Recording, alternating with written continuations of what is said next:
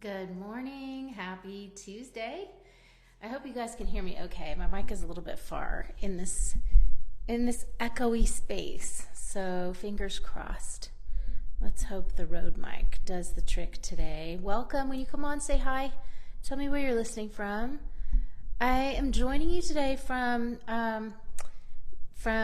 my Awakened Motherhood office for this week-long live stream. And the reason why I decided to show up and serve like this is partly because this works for my life. My children have just transitioned back to school, and it's really fun to have some space open up to be able to really receive and meditate and pray about what is going to be most useful in uplifting, inspiring you to change in whatever ways you are seeking. Okay, so if you're new here, welcome to this group. This is a group where I am often sharing, creating workshops, offering trainings, inviting you to engage, to ask questions, to show up, to participate in an up level into what is the life of your dreams out of overwhelm.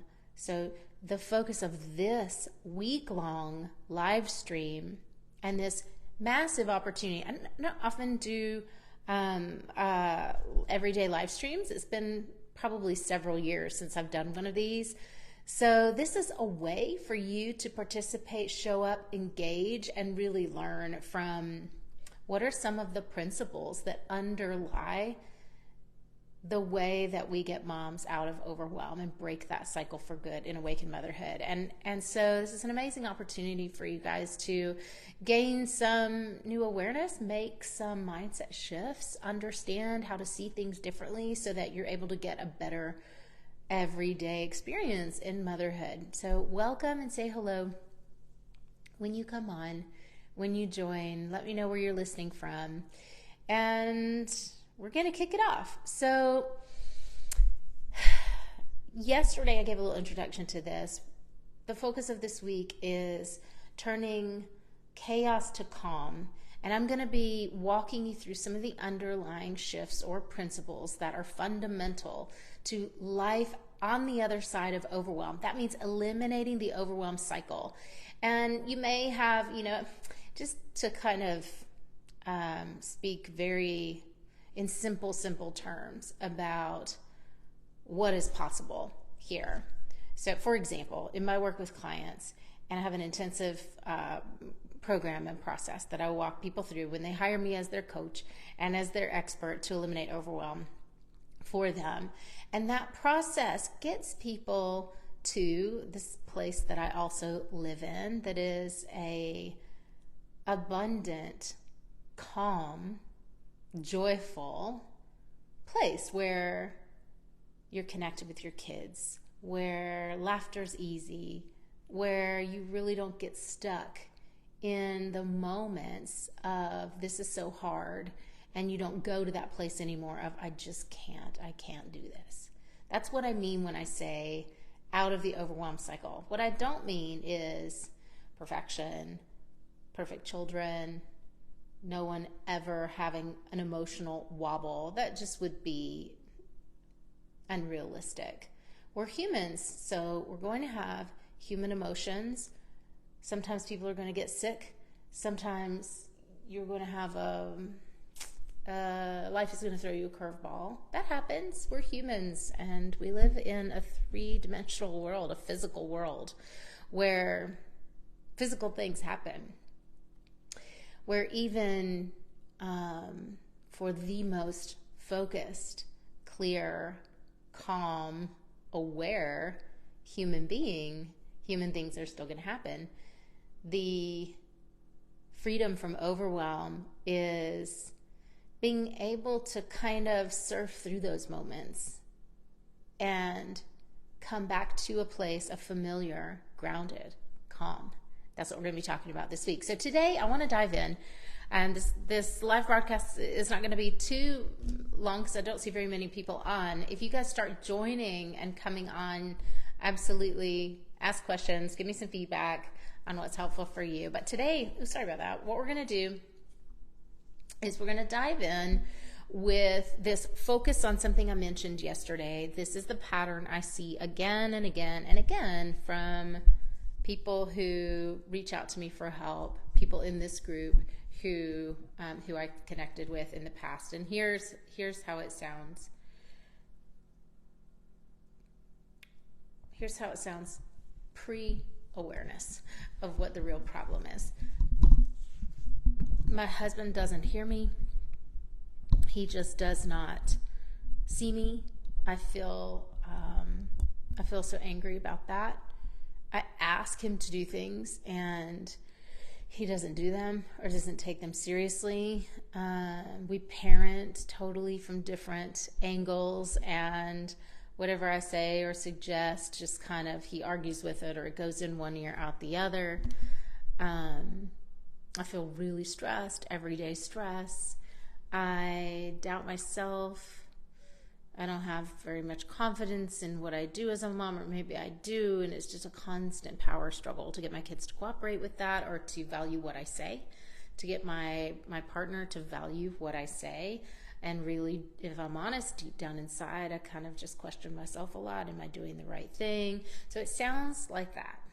Okay, sounds like that, in that place of kind of swirling in self-doubt, lack of confidence, if we're being honest. But on the surface, how it looks and feels is just frustrating, feels like irritability, feels like nothing is working the way I want it to, kind of anger. And usually this creates a lot of exhaustion for moms, a lot of exhaustion. It also, you may not even realize that it's creating either anxiety in your children or pushback, or they're tuning you out, kind of avoiding, because ew, like it's just not a happy place to be to connect with you because you're feeling so ill. And then that can work in both directions, of course, as well. So, making sense? All right, if this is making sense, just click the like button for me. So that's kind of how it looks pre-awareness. And then as you start to listen to and tune into the learning and the trainings here, and you start to notice and track and actually take some action to question some things, or to take notice of things in a new way, what happens is your perception will start to shift and show you what's really happening. And what's really happening is not my conditions and my circumstances are causing all of my stress. That's not the cause. The husband isn't the cause. The kid's behavior isn't the cause. The lack of time and energy, those are not the cause of why we get so depleted. They are the reason we point to. They're the reason we point to as the evidence or the justification for why we're unhappy.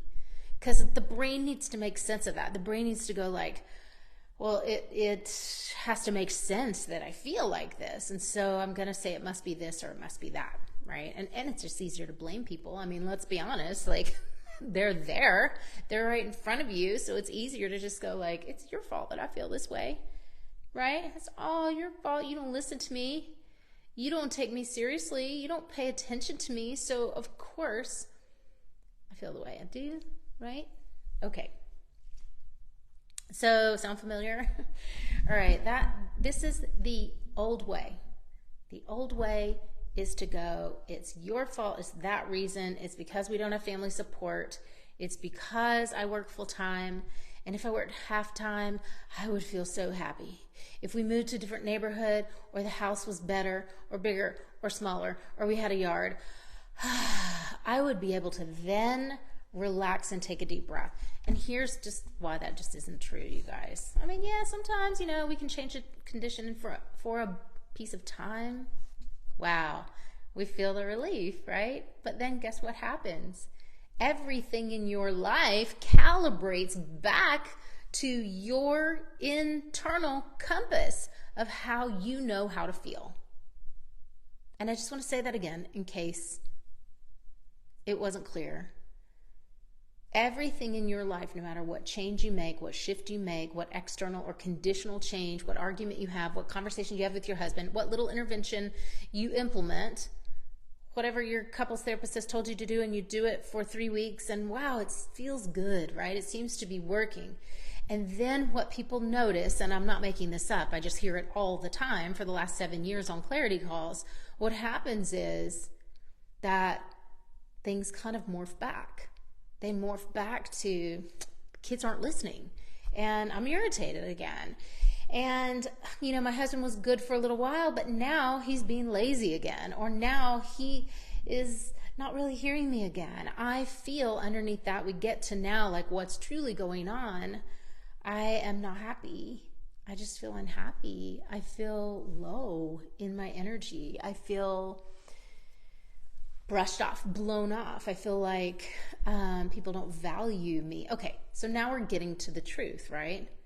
This is still the old way, but what's happening is we all have a kind of an internal set point for how we think, how we feel, and these are kind of our habits.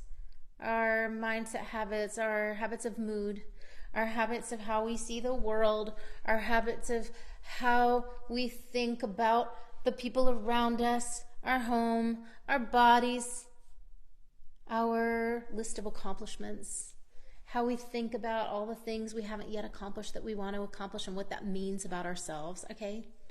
Making sense?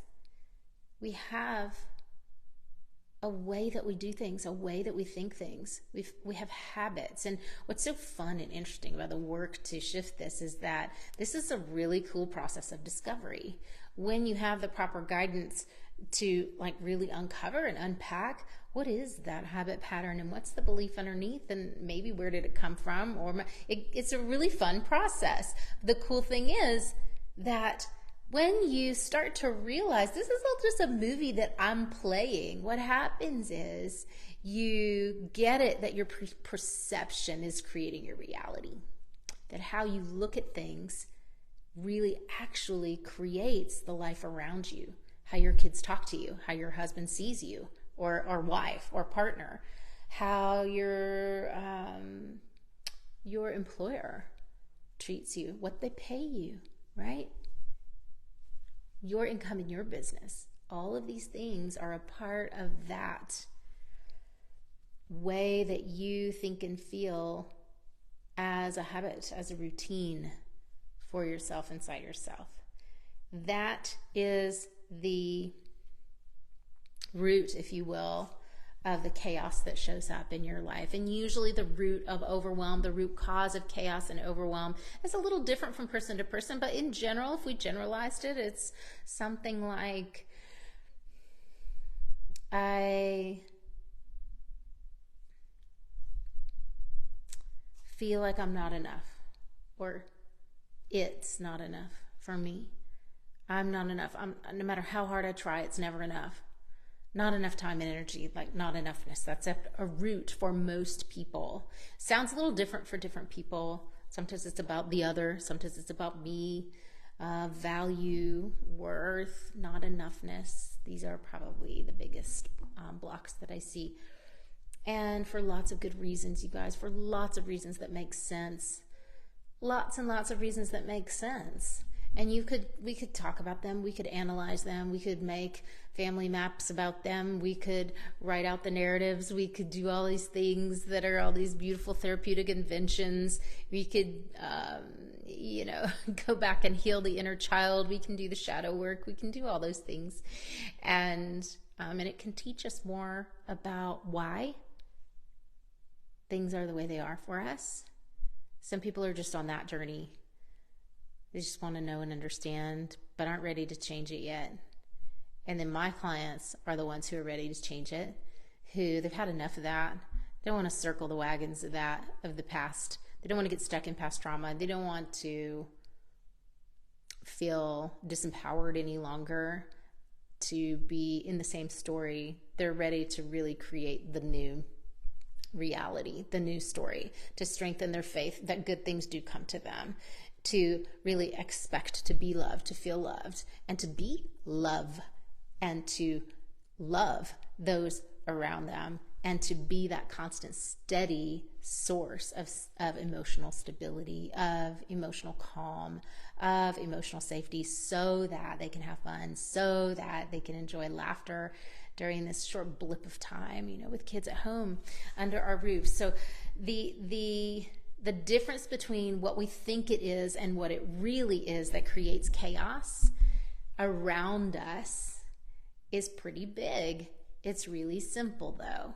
So to recap, we often think that the chaos around us is the circumstance, the condition, the person who's not doing the thing in the way that we want them to do it.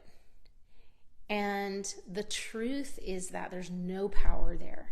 There is no impact there. If I try to work on those things outside of me, I'm just going to get into resentment and blame, and I'm going to get stuck and bitter and cranky, and people are going to not want to be around me. And that's the reality of that. If I want to change the chaos around me, the crankiness around me, the pushback or ignoring that happens to me, I better start doing something differently within me. And this is the thing that, when we really dig down, to give you a little real life example, when we really dig down with somebody in a conversation about this, and the Clarity Call is a beautiful example of this. It's a discovery, it's an uncovering of why people are stuck in what they're stuck in. Not only what you're stuck in, but why you're stuck in what you're stuck in. And there's huge value in that, whether or not you end up deciding to resolve overwhelm or not, whether or not you're a fit or not and get invited in. There's huge value in being able to see clearly and put your finger on, oh my God, now I can see why I'm stuck where I'm stuck. And what almost always happens is that, and you guys are all, most of you are really just big-hearted, sensitive, caring people. You wouldn't be in this group if you weren't. If you didn't care about doing this better, you wouldn't be seeking and looking to be better.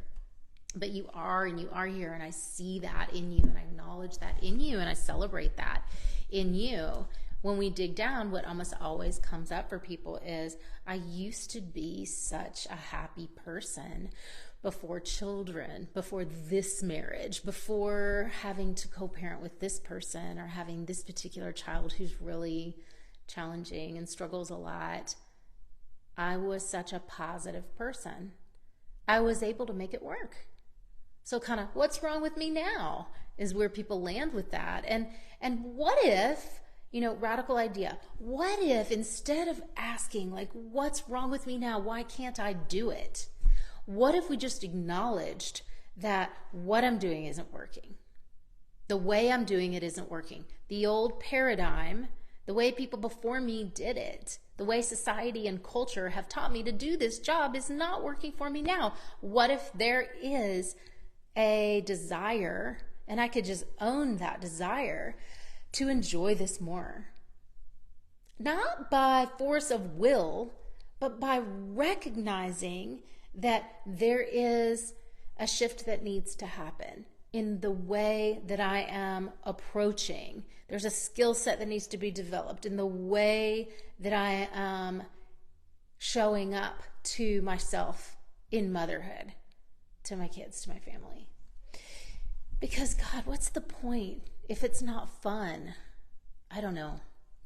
I really couldn't even answer that. We give so much. You give so much as a mom. You give by default. You give as an automatic reflex. I watch people in the world do this all the time. I don't do it with my children. I actually watch my husband do this. But your kid will hand you something and you just take it, but it's unconscious. You didn't even know that they handed you their jacket or their water bottle or their backpack at school pickup. You just put it on, right? It's that's the reflex of motherhood. Whatever it is, I'll take care of it. Whatever it is, I've got your back. Whatever it is. And that then becomes something you cannot sustain as you have more kids, as they get older. And then you're trying to hand it back, but not knowing how. that's really, really hard. And of course, it creates overwhelm and instability and frustration for you and exhaustion for you, because you are one person, one human. You are not a superhuman. You are just a human who is a combination of her thoughts, her feelings, her beliefs, and what you have seen come before you. And if you're trying to do it that old way, then it makes perfect sense that it's not going to work for you the way that it worked for the generation before you, or you get to have more, you get to be happy. You know, it is true that you can have what you want. And I know that that idea does not get a lot of good press. However, when you have the right systems in place and you can really understand how to create that in your life, you really can have what you want, and it really can be good. You can have fun with your kids and thrive. You can grow as a human. You can accomplish your dreams and be a great mom. It is not black and white, and it is not one or the other. So for today, I really want to focus on, I'm going to invite you to focus on this and to really put this into action. Today, I want you to begin to notice which frame of mind you're in as you move throughout the rest of your day after you watch this. As you move through your night, through bedtime routine, through waking up tomorrow morning and all that stuff, all the stuff that you always do, all the heavy lifting that you do, I want you to start to ask yourself and notice. Usually we'll notice the emotion first. I'm stressed, or you're yelling. Maybe you notice you're yelling or whatever. You're thinking a negative thought, and you'll catch yourself. And I want you to catch yourself and then go like, which frame of mind, body, am I in right now? Am I in that looking at circumstance and condition and going, that's the problem? Or am I more internally focused? Am I more focused on what's lacking in me, or beating myself up? I'm the cause of. And then I want you to come back and I want you to drop it under here.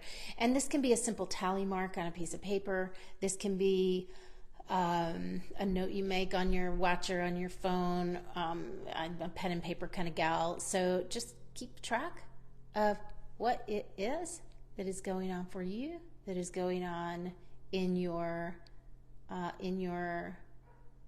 sort of mentality throughout the day. And if and when you notice you're stressed, you're overwhelmed, just check in. Which frame am I in? Am I in that like looking out here, or am I more internally focused and looking at how I'm the problem or what I'm the cause of, or more just in another space, even just more curious about what's going on? Okay, let me know. You guys participate by just dropping your comments of what really stood out to you. Give me some feedback to let me know. And we're going to go live at the same time tomorrow, and we're going to dive into yet another aspect, another underlying principle of what creates that overwhelm cycle, so that you can start to chip away at it in your own life. Drop your comments, drop your questions. See you soon.